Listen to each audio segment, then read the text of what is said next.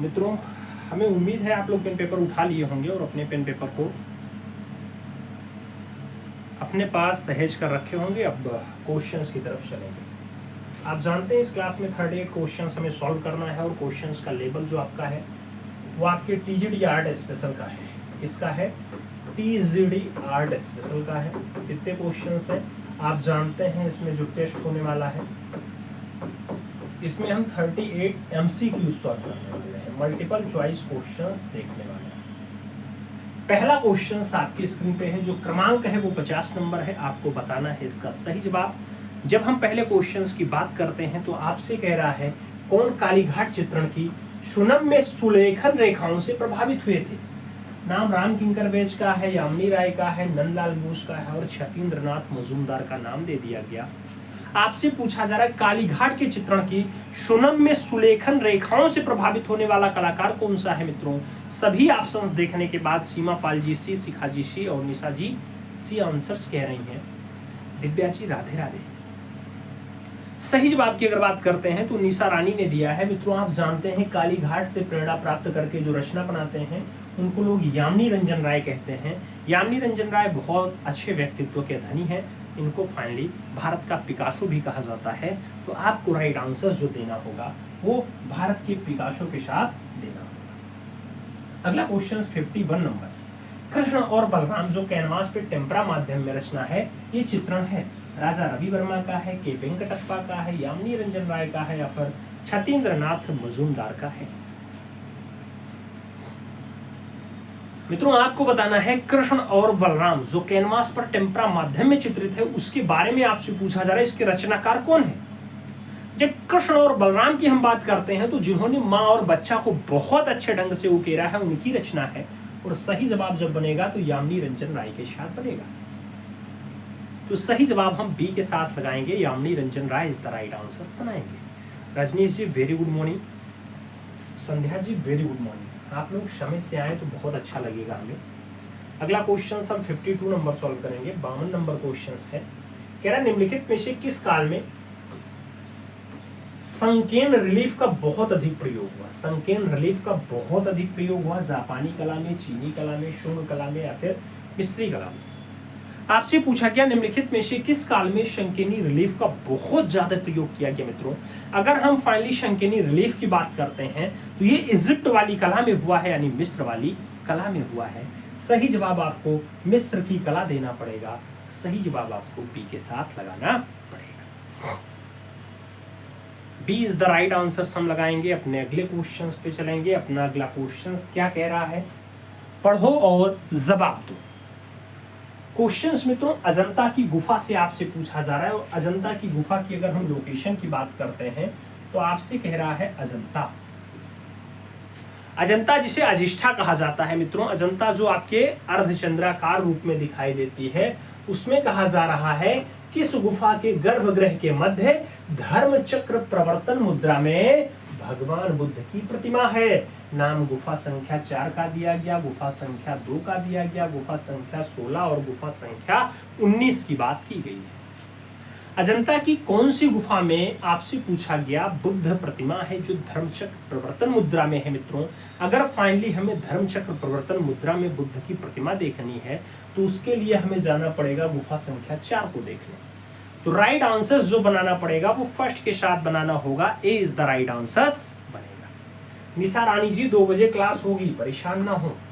पहले इस क्लास का लुत्फ उठाएं फिर 2 बजे वाली क्लास का भी आप फायदा उठाइएगा। अगला क्वेश्चन 54 नंबर है, कह रहा मिर्जापुर क्षेत्र की किन पहाड़ियों में प्रागैतिहासिक गुफा चित्र मिले हैं। नाम श्यामला पहाड़ी है, कबरा पहाड़ी है, कैमूर पहाड़ी है और अमरावती पहाड़ी का नाम दे दिया गया है। आपसे मिर्जापुर बेल्ट जिसका एक अच्छा और बढ़िया जो फाइनली पर्यटक स्थल रहा है विडंब, उसमें पूछा गया कि किन पहाड़ी में प्रागैतिहासिक गुफा चित्र मिलता है। उस पहाड़ी के बारे में आपको बताना है कहां पे प्रागैतिहासिक काल का दृश्य मिला है। 4 नाम आपके सामने है मित्रों। इन चारों नामों में आप देखेंगे तो प्रागैतिहासिक काल का दृश्य जो है वो कैमूर पहाड़ी श्रृंखला में दिखाई देगा। इसलिए आप जब राइट आंसर्स लगाएंगे तो कैमूर के साथ लगाएंगे, सी के साथ राइट आंसर्स बनाएंगे।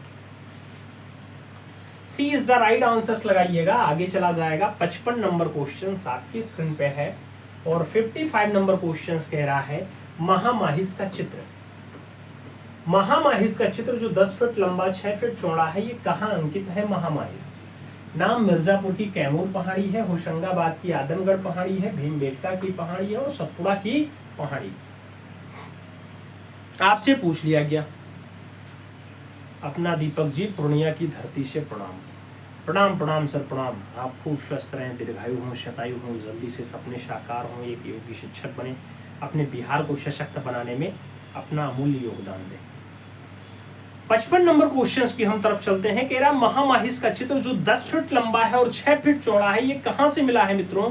अगर इसके प्राप्ति की हम बात करते हैं तो ये होशंगाबाद से मिला और होशंगाबाद की आदमगढ़ पहाड़ी में देखने को मिलता है। तो राइट आंसर हमें होशंगाबाद की आदमगढ़ पहाड़ी देना पड़ेगा। B is the right answer finally लगाना पड़ेगा। आगे चला जाए तो अगला क्वेश्चन सबका 56 नंबर आता है और 56 नंबर क्वेश्चन आपसे क्या कह रहा है? कह रहा है मित्रों गायिकाएं, गायिकाएं जो बाघ की गुफा में चित्रित है। आप जानते हैं एक संगीत मंडली है गायिकाएं, 21 गुफा के सामने चित्रित है। 3 नंबर गुफा के, 5 नंबर गुफा के, 6 नंबर गुफा के या फिर 4 नंबर गुफा। आप ये तो जानते ही हैं कि बाघ गुफा में टोटल गुफाओं की संख्या कितनी है? तो टोटल गुफाएं 9 पाई जाती हैं। इस 9 गुफाओं में जो 4 नंबर की गुफा है उसका कुछ नाम है जिसमें गायिकाओं का चित्रण है। इस 4 नंबर वाली गुफा का नाम आप कमेंट बॉक्स में छापो। 3 नंबर गुफा आपकी हाथी खाना और 5वीं गुफा आपकी पाठशाला कहलाती है। तो चौथी गुफा का नाम आप कमेंट बॉक्स में छापो जहां पर गायिकाओं का दृश्य देखने को मिलता है। जल्दी से आप लोग नाम छापो, फिर हम आगे बढ़ेंगे और अगला क्वेश्चन अपना सॉल्व करेंगे। कोई लिखा? दिव्या जी ने लिखा है, सीमा जी ने लिखा है, लेखा जी ने लिखा है, अनीता जी ने लिखा है। आप सभी का धन्यवाद। राम बाबू जी ने लिखा, बहुत बहुत धन्यवाद। रंगमाला लिखा जाता है, रंग महल कहा जाता है 4 नंबर गुफा का नाम। अगला क्वेश्चन आपका 57 नंबर है। क्या कह रहा है 57 नंबर क्वेश्चन? मित्रों आपसे कह रहा है पूर्व मध्यकालीन कला पाल जैन का कौन सा विशेषता नहीं है? नाम चित्रों में लय और गति का पूर्ण अभाव है, चित्र लय और गति पूर्ण है, चित्रों में भावों का पूर्ण अभाव है या फिर उपरोक्त सभी। आपसे पूछ लिया गया है पूर्व मध्यकालीन कला है जैन पाल अपभ्रंश जिसमें आता है, उसकी विशेषता क्या नहीं है? चारों ऑप्शंस देखोगे तो जो विशेषता नहीं दिखाई देगी, ये शब्द पकड़ना, किसकी विशेषता नहीं दिखाई देती है मित्रों? कुछ लोग ए आंसर्स दे रहे हैं, कुछ लोग बी आंसर्स दे रहे हैं, कुछ लोग सी आंसर्स दे रहे हैं, लेकिन आपको यहाँ पे भाव का पूर्ण अभाव दिखाई देता है, इसलिए चित्रों में भावों का पूर्ण अभाव आपका आंसर्स बनेगा, यानी C is the right answers finally लगाना पड़ेगा। तो C is the right answers हम लगाएंगे, सही जवाब सी के साथ बनाएंगे। अगले क्वेश्चंस पे हम चलेंगे। तो हमारा अगला क्वेश्चन 58 नंबर है जो आपकी स्क्रीन पे है। आपसे कह रहा है किशनगढ़ शैली में नायिका के रूप में कौन चित्रित है? किशनगढ़ शैली में नायिका के रूप में राधा है, ललिता है, बनी ठनी है, उमा है। अगर हम किशनगढ़ शैली की बात करते हैं मित्रों, तो वहां पर जो नायिका के रूप में दर्शाई गई, वो नायिका के रूप में कौन सी महिला दर्शाई गई है? नायिका के रूप में फाइनली आप बनी ठनी के रूप में देखना, राधा मत लगाना। तो सही जवाब आपको बनी ठनी लगाना पड़ेगा। ये बनी ठनी पूछा जाए किसका प्रतिरूप है, तब लगाना कि ये राधा का प्रतिरूप बताया जाता है।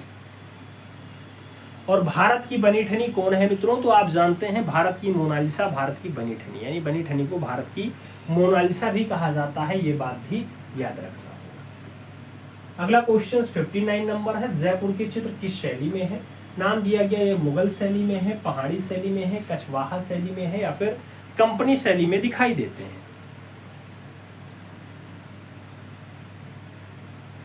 आपसे पूछ लिया गया मित्रों फाइनली एक नाम, और नाम में कहा जा रहा है कि जयपुर के चित्र कौन सी शैली से है।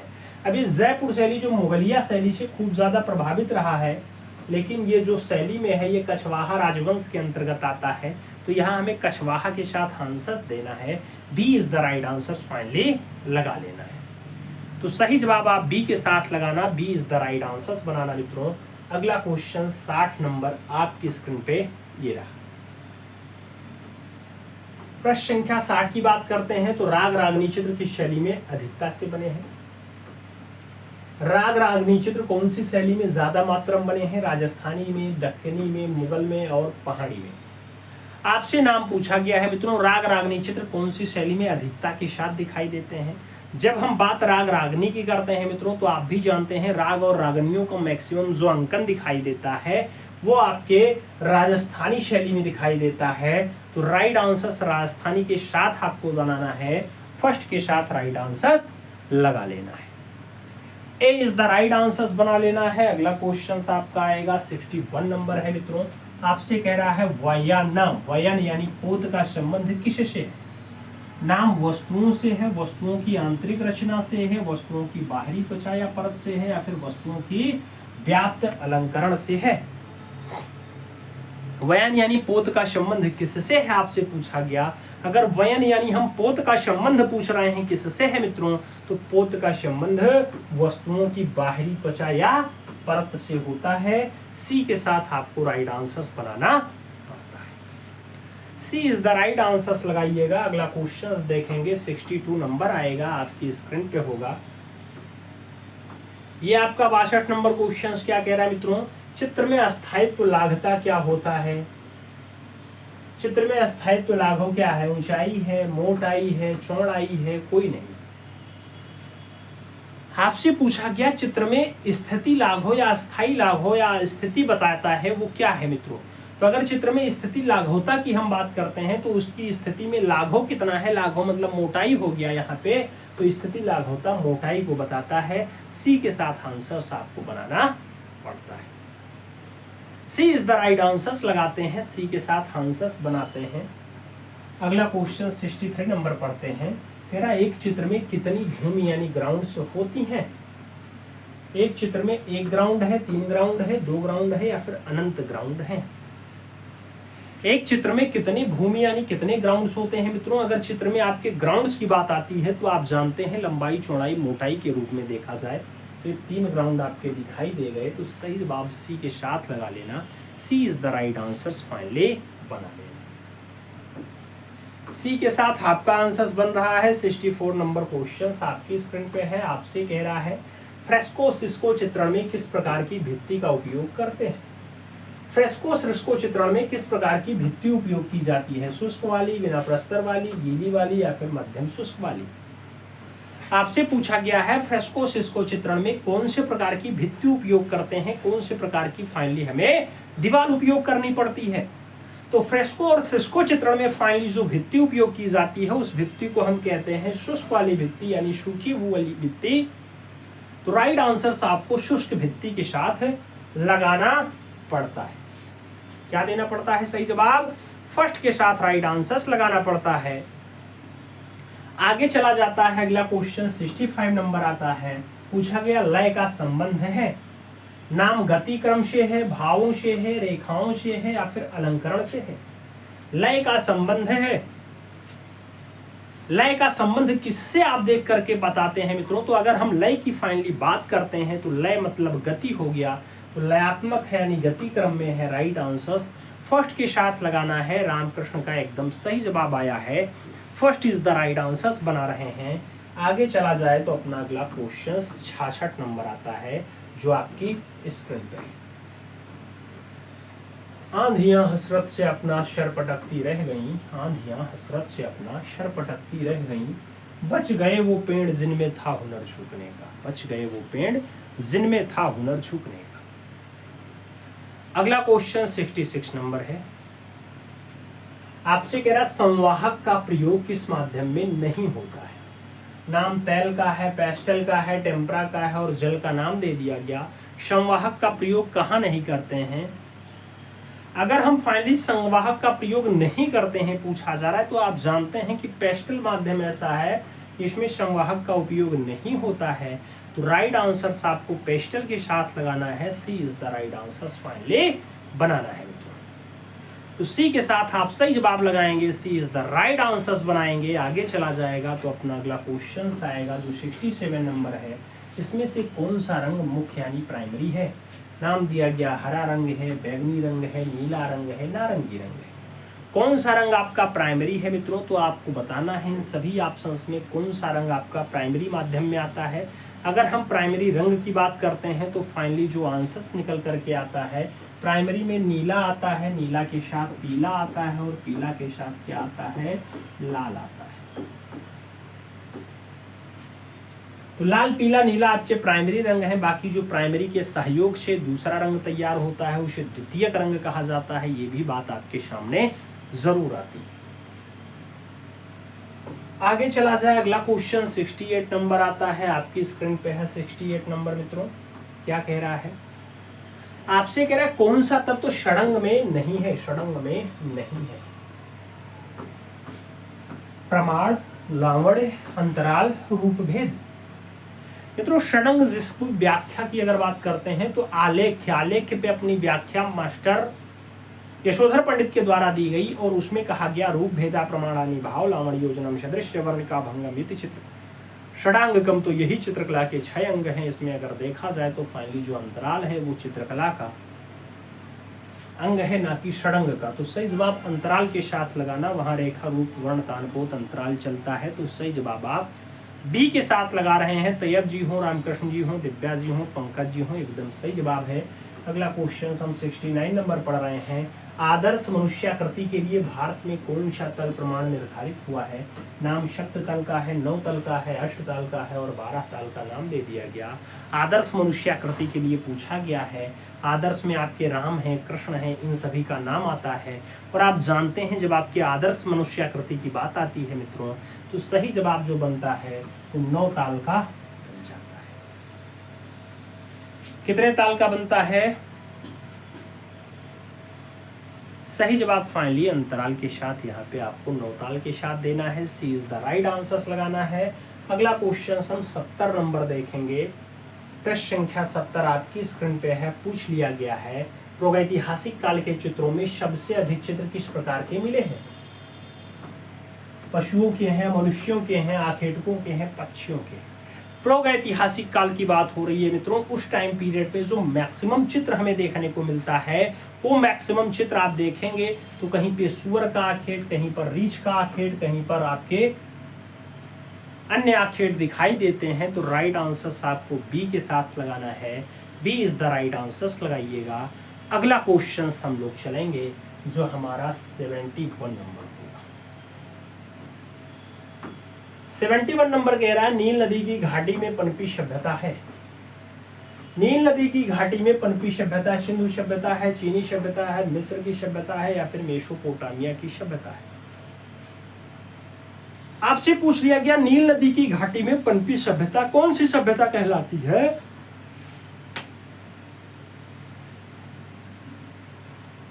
तो नील नदी की घाटी में जो पनपी सभ्यता है मित्रों वो इजिप्ट की सभ्यता या मिस्र की सभ्यता कहलाती है। तो सही जवाब मिस्र की सभ्यता के साथ देना। सी के साथ आप राइट आंसर्स लगाना। C is the right answers finally बना लेना। अगला क्वेश्चन आप 72 नंबर देखोगे। आपसे कह रहा है बादामी की खोज का श्रेय किसे प्राप्त है? नाम डेजरफील्ड है, स्टेला कैम्ब्रिज है, अलेक्जेंडर है, मिस्टर मुरे का नाम दे दिया गया। आपसे बादामी गुफा के बारे में पूछा गया कि इसके खोजने का श्रेय किसे प्राप्त है। फाइनली अगर हम बादामी की बात करते हैं तो बादामी को खोजने का काम मिस्टर मुरे का है। मिस्टर मुरे हैं बादामी बादामी बादामी बादामी बादामी, अरे मिस्टर मुरे हैं? अरे नहीं भाई, स्टेला कैम्ब्रिज हैं। तो सही जवाब क्या लगाओगे? स्टेला कैम्ब्रिज लगाना। C is the right answer finally बना लेना। बहुत गर्मी है मित्रों, बहुत जरूरी हो तभी घर से बाहर निकलें। पर्याप्त गर्मी है, समय से पानी का सेवन करते रहें। अपने घर के बाहर थोड़ा सा पानी जरूर रखें। प्याऊ की सुविधा अगर करवा सकते हैं, आप शहर में हैं तो प्याऊ का उपयोग जरूर करवाएं अपने घर के बाहर, जिससे लोगों को गर्मी से राहत मिल सके। बहुत पर्याप्त गर्मी है मित्रों, बहुत पर्याप्त। अपनी क्षमता के अनुसार लोगों में सेवाएं देनी चाहिए। अगला क्वेश्चन 73 नंबर है। स्पेन की अल्तामीरा गुफा में किस जानवर का चित्र अधिक दिखाई पड़ता है? नाम बैल का है, भालू का है, जंगली भैंसा और हाथी का नाम दे दिया गया। स्पेन की अल्तामीरा में पूछा गया कौन सा चित्र आपको मैक्सिमम देखने को मिलता है। अगर हमें स्पेन की अल्तामीरा देखनी है तो हमें बाइसन देखना पड़ेगा, और बाइसन यानी जिसे हम जंगली भैंसा कहते हैं उसका दृश्य मैक्सिमम दिखाई देता है। तो सही जवाब आपको डी के साथ लगाना पड़ता है। D is the right answers लगा लो। अगला क्वेश्चन आपका 74 नंबर है जो आपकी स्क्रीन पे है। आपसे कह रहा है 1958 में भीमबेटका गुफा के चित्रों को खोजने का काम सर्वप्रथम किसका रहा है? राय कृष्णदास, रामचंद्र शुक्ल, बी.एस. वाकाड़कर और नंदलाल घोष का नाम आपके सामने है। आपसे पूछा गया है आपकी जो फाइनली भीमबेटका गुफा है उसको खोजने का काम किसका रहा। मित्रों, आप भी जानते हैं कि उज्जैन विश्वविद्यालय में एज अ प्रोफेसर के रूप में काम करने वाले विष्णु श्रीधर वाकाड़कर इसके खोज करता है। तो सी के साथ आपको राइट आंसर्स फाइनली बनाना है। C is the right answers लगाना है। सी के साथ आप आंसर्स मिलान करिएगा। अगला क्वेश्चन आपका 75 नंबर आएगा जो आपकी स्क्रीन पे है। पूछ लिया गया एलोरा की गुफाएं कौन से राज्य में स्थित हैं, लोकेशन कहाँ पे है। नाम आंध्र प्रदेश का है, मध्य प्रदेश का है, महाराष्ट्र का है और बिहार का नाम आपकी स्क्रीन पे दिया गया। पूछा गया एलोरा की गुफा कहाँ स्थित है। मित्रों, अगर हम फाइनली एलोरा की बात करते हैं तो एलोरा आपके कहाँ पे स्थित है। एलोरा फाइनली आपके महाराष्ट्र प्रांत में है। पूछा जाए राज्य के बाद कितनी है, संख्या कितनी है गुफाओं की, तो जब कितनी की बात आए तो यहाँ पे आप 34 याद रखिएगा। जब आपके अजंता की बात आए तो ये भी आपके महाराष्ट्र औरंगाबाद में है, लेकिन इसकी गुफा की संख्या 30 है। ये बात भी आप जरूर याद रखिएगा। आगे चलते हैं। अगला क्वेश्चन हमारा 76 नंबर आता है, आपकी स्क्रीन पे है। आपसे कह रहा है जोगीमारा के चित्र बने हैं। जोगीमारा के चित्र बने हैं छत पर, लाल पृष्ठभूमि पर, सफेद पृष्ठभूमि पर, पीली पृष्ठभूमि पर। आपसे जोगीमारा के चित्रों के बारे में पूछा गया, इसकी लोकेशन कैसी दिखाई देती है, कैसे बने हुए हैं। तो मित्रों, जो जोगीमारा है आप देखेंगे वहां पे छतों पर, टॉप फ्लोर पे आपको रूफ वाले हिस्से पे दृश्य दिखाई दे जाएगा। तो छतों पर और कभी कभी खंभे के ऊपरी वाले हिस्से पर देखने को मिलता है। तो सही जवाब फर्स्ट के साथ लगाना, ए इज द राइट आंसर्स बनाना। अगला क्वेश्चन आपका 77 नंबर है। पूछ लिया गया अजंता चित्रकला का माध्यम है। नाम म्यूरल दिया गया, तैल दिया गया, फ्रेस्को दिया गया, ग्राफिक दिया गया। अजंता चित्रकला का माध्यम है आपसे पूछा गया। मित्रों, अगर हम फाइनली अजंता चित्रकला के माध्यम पे बात करेंगे तो ये जो माध्यम आपको दिखाई देगा इस मीडियम को हम फाइनली कहेंगे फ्रेस्को मीडियम। तो सही जवाब फ्रेस्को के साथ देना होगा। सही जवाब बी के साथ हमें लगाना होगा। B is the right answers लगाएंगे। अगले क्वेश्चंस पे चलेंगे। 78 नंबर क्वेश्चन है जो आपकी स्क्रीन पे है। आपसे पूछ रहा है पाल युगीन पांडुलिपि चित्र अधिकांशतः आधारित है। नाम हिंदुत्व पर है, शैव मत पर है, ब्राह्मण मत पर है और बौद्ध मत पर है दिया गया है। आपसे पूछ लिया गया कि पाल युग की जो पांडुलिपियां होती हैं उनका मत कौन सा है, किस पर आधारित है। तो मित्रों, आप जानते हैं पाल का संबंध किससे होता है।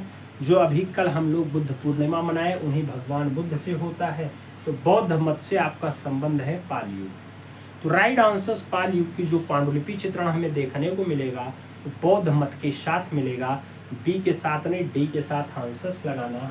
अगला क्वेश्चन 79 नंबर है। जैन या अपभ्रंश चित्रकला का प्रसिद्ध स्रोत बताओ। नाम पंचदर्शी है, कामसूत्र है, धम्मपद है और कल्पसूत्र का नाम दिया गया। आपसे पूछा जा रहा है जैन या अपभ्रंश चित्रकला का प्रसिद्ध स्रोत क्या है। तो जैन या अपभ्रंश चित्रकला का जो फेमस स्रोत बताया जाता है मित्रों, वो फेमस स्रोत आपका क्या है, कल्पसूत्र है। और कल्पसूत्र की जो सबसे बढ़िया वाली प्रति है मित्रों वो आपके भारत के सिराजे हिंद जौनपुर से प्राप्त हुई है। तो राइट आंसर्स क्या दोगे, डी के साथ लगाओगे। D is the right answers बनाओगे।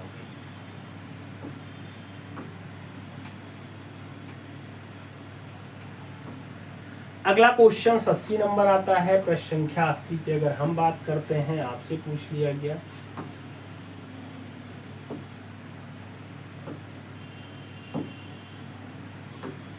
अस्सी नंबर क्वेश्चन से कह रहा है राजा उम्मेद सिंह ने किस चित्र शैली को मौलिकता प्रदान की। नाम बूंदी का है, अलवर का है, कोटा का है और किशनगढ़ का नाम दिया गया। आपसे पूछा जा रहा राजा उम्मेद सिंह ने किस शैली को मौलिकता प्रदान की मित्रों। अगर हम फाइनली राजा उम्मेद सिंह के मौलिकता की बात करेंगे तो वो जो फाइनली प्रदान होती है वो हमें कोटा शैली में देखने को मिलती है। राइट आंसर्स कोटा के साथ देना है, D is the right answers लगाना है। अगला क्वेश्चन 81 नंबर आता है, पूछा गया राजपूत शैली किसका सम्मिलित नाम है। राजस्थानी और मुगल का, राजस्थानी और पहाड़ी का, भ्रंश और किशन का, या फिर जयपुर और ईरानी का।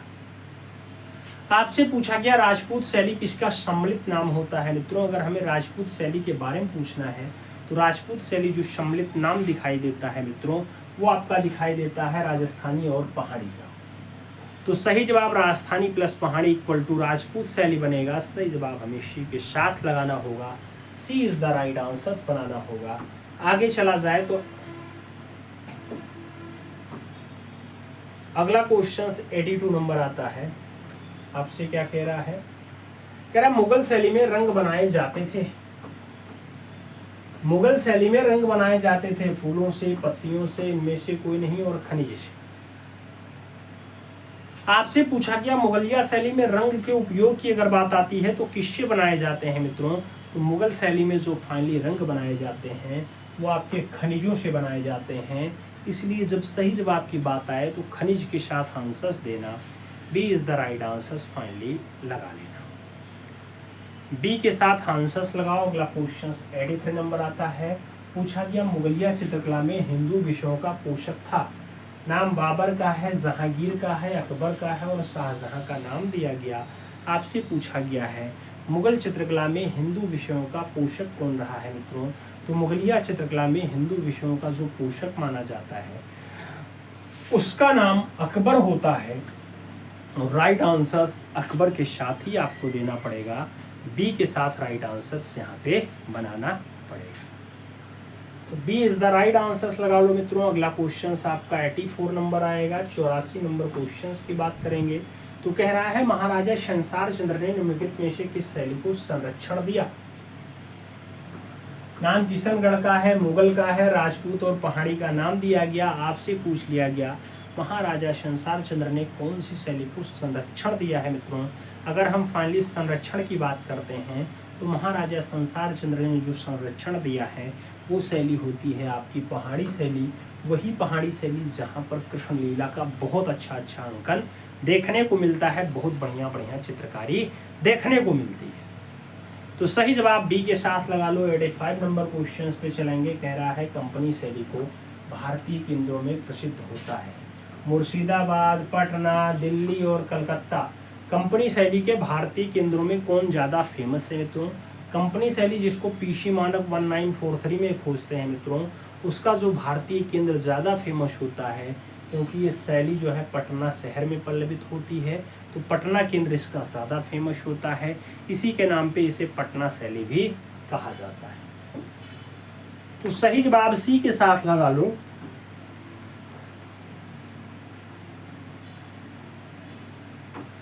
अगला क्वेश्चन 86 नंबर आता है। आपसे पूछ लिया गया है, क्या कह रहा है, छोटे छोटे रंगीन कांच के टुकड़ों से धरातलीय अलंकरण में मणिकुट्टियम।